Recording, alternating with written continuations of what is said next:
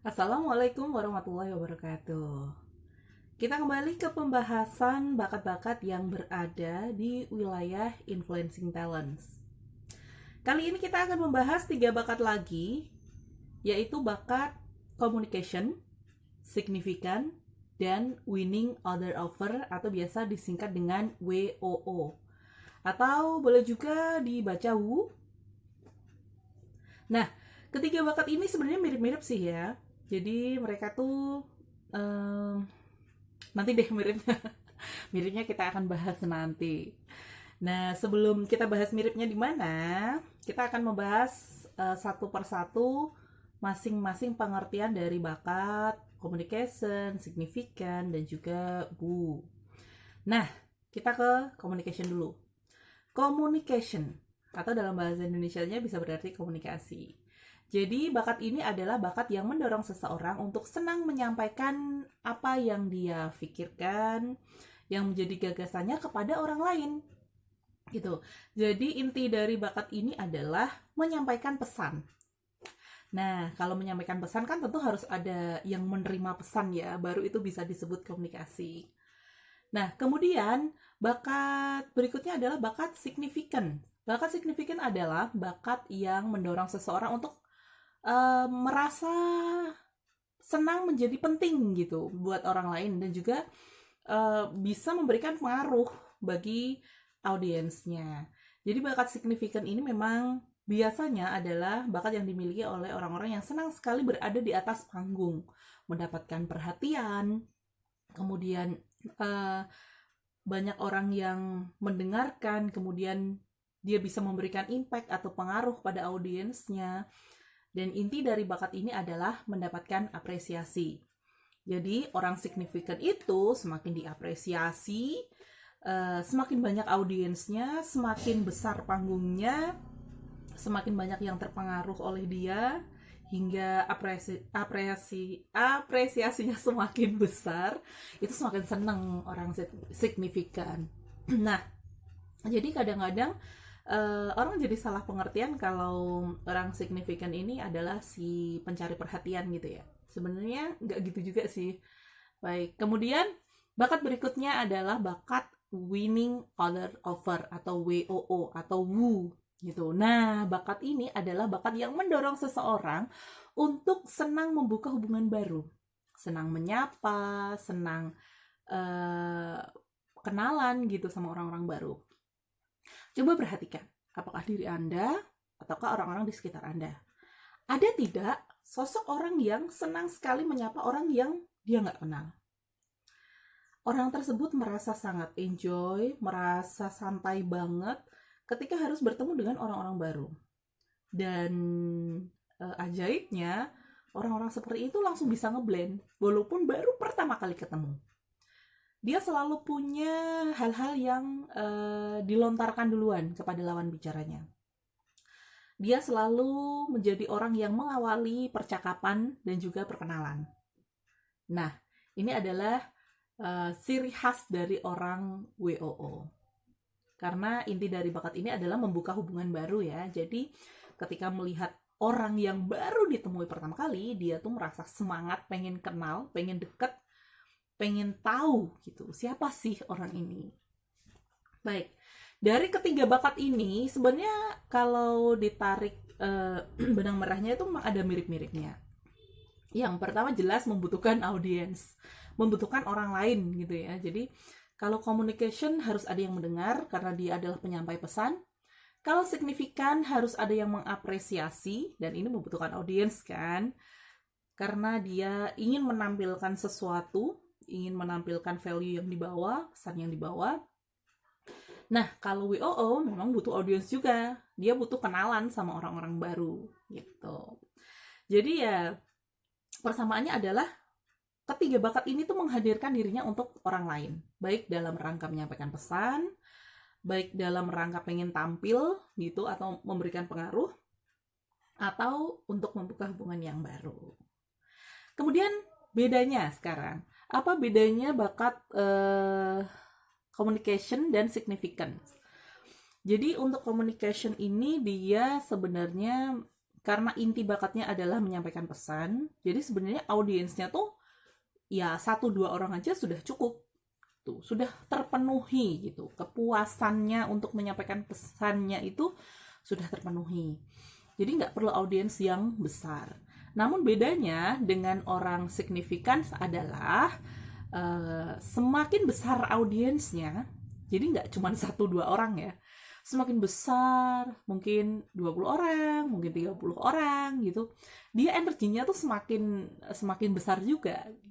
Karena ya audiens yang banyak ini membuat dia berenergi untuk semakin bisa mempengaruhi orang lain gitu. Jadi perbedaannya adalah di jumlah audiensnya. Kalau communication cukup 1-2 orang, kalau signifikan memang butuh lebih banyak dari itu.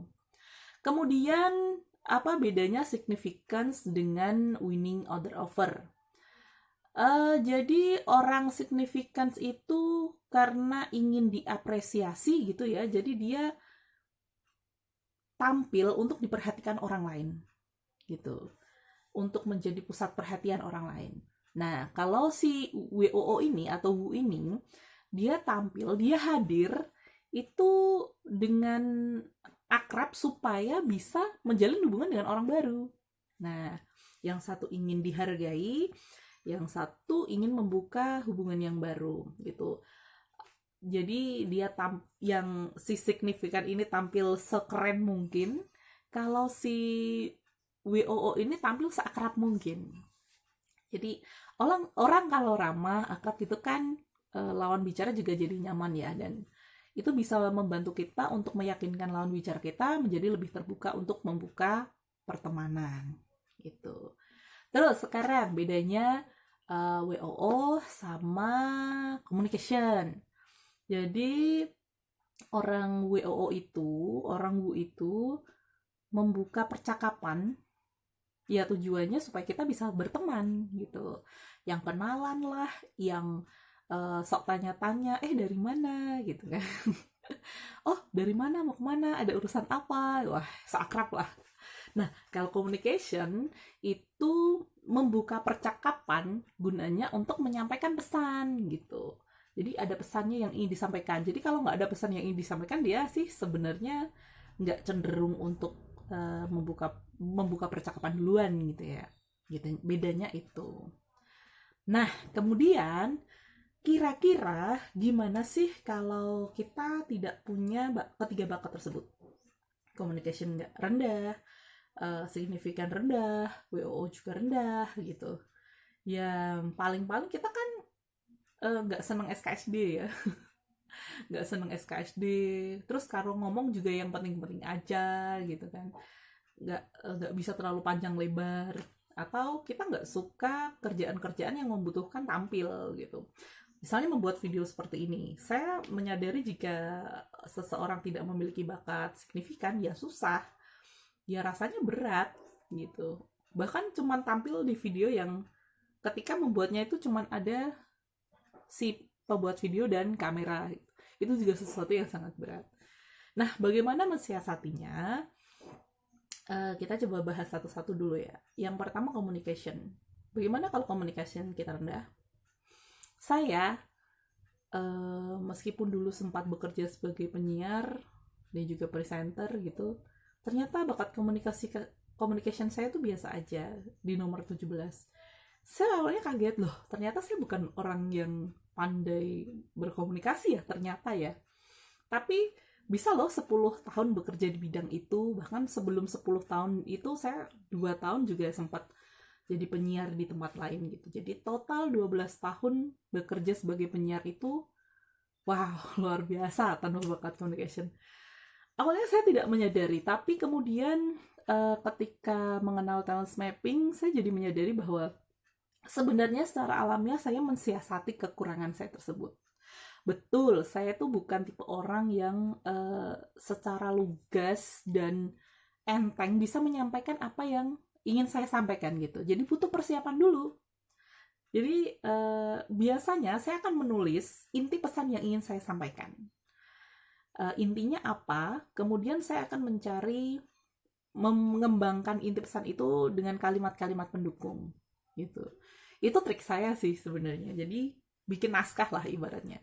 Naskah ada, jadi poin-poin yang mau disampaikan tuh apa gitu, jelas. Nah, baru nanti ketika harus tampil, saya seperti punya contekan gitu, poin-poinnya seperti apa. Jadi siasatnya ya seperti itu, tulis pesannya. Semakin jelas apa yang Anda tulis, isi pesannya seperti apa, sebenarnya semakin mudah untuk menyampaikan ke orang lain. Dan komunikasi ini juga latihan sih. Saya juga menyadari bahwa itu bentuk latihan 10 tahun saya gitu. Meskipun, oh iya ternyata pencapaian saya hari ini tuh sebenarnya murni hasil latihan, bukan karena dorongan bakat communication gitu. Jadi ya bedanya dengan orang yang berbakat communication malah justru kualitas penyampaian pesannya mungkin lebih bagus orang yang memiliki bakat communication daripada saya. Gitu. Wah, ini jadi curhat pengalaman pribadi ya. Lalu kedua, jika Anda tidak memiliki bakat significance, apa yang harus dilakukan? Ya, sesederhana jangan tampil. Jika Anda kerja tim, pilih kerjaan di belakang layar aja deh. Kalau harus tampil, harus membawakan acara atau harus menginforming orang gitu misalnya ya, harus ngasih tahu orang, ngasih pengumuman dan lain, jadi pusat perhatian itu mending cari tim lain aja.